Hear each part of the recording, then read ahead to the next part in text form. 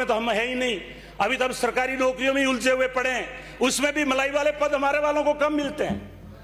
हमारे को पद कौन से मिलेंगे?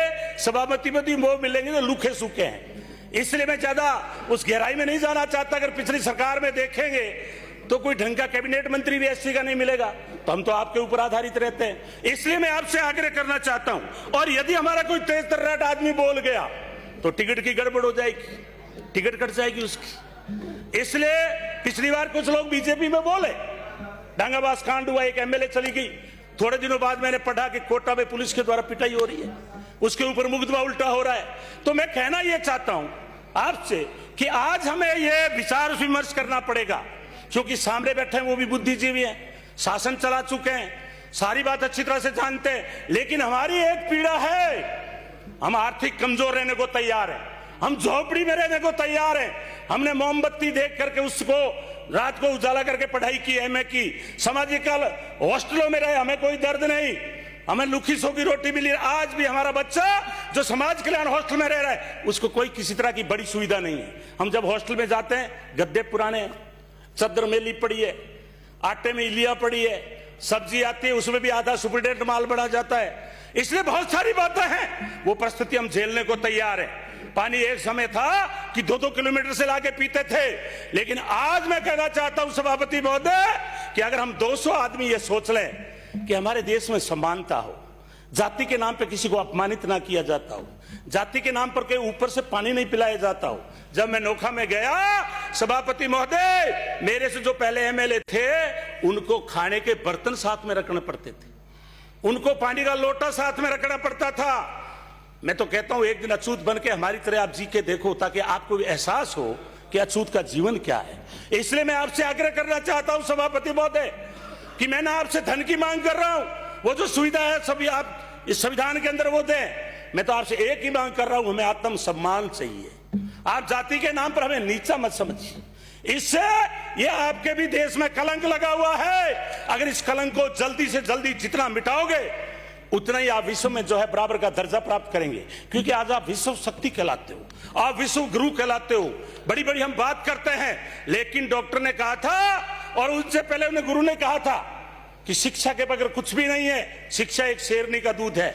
आज आईएएस बने बैठे हैं, आज सभापति महोदय आप बैठे हैं, हमारे प्रतिपक्ष के नेता बैठे हैं। अगर हम एजुकेटेड नहीं होते, हम किताबें नहीं पढ़ते, हमें ज्ञान प्राप्त नहीं होता। इसलिए हम अंधविश्वास की तरफ बदले जाइए। आज पूरे देश का पिछले 5 साल में माहौल खराब है, जाति और धर्म के नाम पे लोगों को मारा जा रहा है, जगह जगह दंगे करवाए जा रहे हैं। आखिर ये कौन करवा रहा है? क्या कोई विदेशी ताकत है यहाँ पे? क्या यहाँ कोई पाकिस्तान का इन्वॉल्वमेंट है या कोई दूसरे चाइना का इन्वॉल्वमेंट है? मैं इसलिए निवेदन करना चाहता हूं सभापति महोदय कि अगर हम देखते हैं वीडियो, एक गरीब दलित बच्चे को पीट के बुरी तरह से बांध के पीट के हत्या कर दी जाती है। एक अल्पसंख्यक के, चलो अल्पसंख्यक की आज बात नहीं करेंगे, एससी की बात, फिर भी किसी भी जाति और धर्म के नाम पर उसको अपमानित मत करो। आज यूपी के अंदर राम राज्य है, वहां आज गांव के गांव में दलितों को पीटा गया। इसलिए मैं आग्रह करता हूं कि जो भी अपराध करेगा वो दबंग जाति का होगा, 2 मिनट में, और दबंग जाति का नेता ही यहाँ पावरफुल होगा, तो फिर आखिर उस अपराधी को कौन पकड़ेगा? इसलिए मैं हाथ जोड़ के निवेदन करता हूं, हमें आप कुछ मत दो, लेकिन हमें बराबर का सम्मान दे दीजिए, ताकि हमारे देश की तरक्की हो और विश्व में जो हमारा असामाजिकता का जो कलंक लगा हुआ है, इस हम कलंक को मिटा सके, ताकि आपको बार बार धर्मांतरण के नाम पे प्रदर्शन नहीं करना पड़े। एक आदमी की क्या औकात कि ईसाई धर्म के नाम पे वो धर्मांतरण करा रहा है? देश हमारा है, हम लोग देश के हैं। इसलिए आप यहाँ, चूंकि आपको मीडिया में खबर बनानी है, उसकी बजाय एक प्रभावशाली आदमी अगर उस गरीब को इज्जत देगा, वो आदमी धर्म परिवर्तन नहीं करेगा। मैं एक उदाहरण देके बैठूंगा, मेरे एक मेघवाल अलादीन बन गया, मुसलमान धर्म परिवर्तन कर लिया। मैं गया, मेरे मामा लगता था, मैंने कहा मामा, छगना राम नाम था, थोड़े दिन पहले की बात है, कोई 10-20 साल पहले। मैंने कहा आप अलादीन कैसे बने? उन्होंने कहा गोविंद राम, मेरे पे 20,000 रुपया कर्जा था, मैं किसी के पास जाता हूं बढ़िया उधार नहीं देता, किसी के पास जाता हूं उधार पैसा नहीं देता, किसी के पास जाता हूं कि पानी पिला तो जाति पहले पूछते हैं। आज मैं अलादीन बन गया हूं, मस्जिद में बैठा हूं, चारों तरफ से आराम से मेरे को नॉन वेज बकरे बढ़िया बढ़िया काट के खिलाते हैं, अच्छी मेरी सेवा करते हैं, मौलवी जी कह के मेरे को बतलाते हैं। मेरे तो कलंक मिट गया छुआछूत का।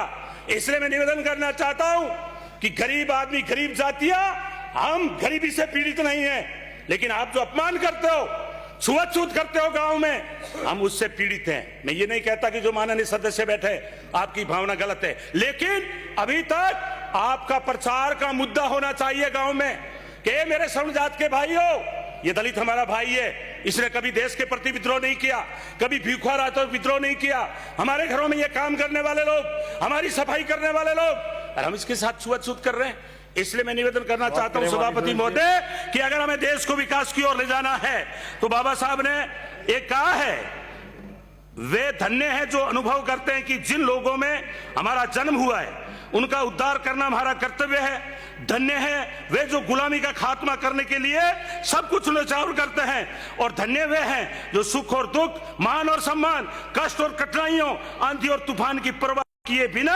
तब तक संघर्ष करते रहेंगे जब तक अस्पृश्यों को, अछूतों को उनके मानवीय जन्म सिद्ध अधिकार ना मिल जाए। आपने समय दिया, इसी के साथ धन्यवाद, बहुत बहुत धन्यवाद। बलवान पुनिया।